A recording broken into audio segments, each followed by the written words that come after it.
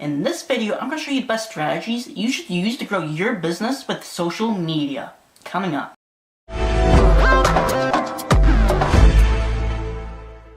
Social media can be a full-time job. Trust me, I'm well versed.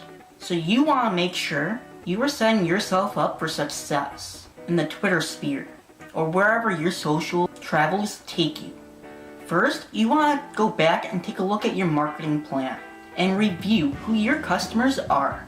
Try to identify psychographic qualities and media consumption habits, like which social platform they use, what their pain points are, what types of content they engage with, and what you have in common that can help you connect with them.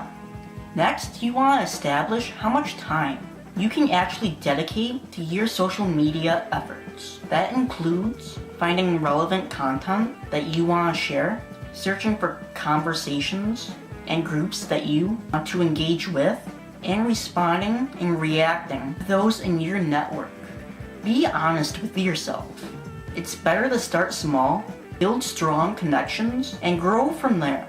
Before deciding which social platforms that you want to put your time and energy into, you need to come up with a plan to determine what you have to offer that community and what your desired outcome is. Two questions I always ask when thinking of starting a new social media account are, why are people going to engage with me?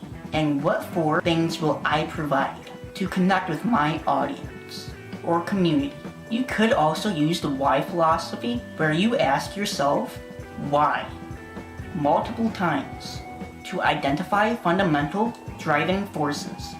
Once you establish that, you can start to look at which platforms will work best for your business and goals. If you got value from this video, be sure to like, follow, and subscribe to us at BDesign 680 on Facebook, Instagram, Twitter, and YouTube. And don't forget, if you dream it, we at BDesign can help you design it. Keep on dreaming. Bye.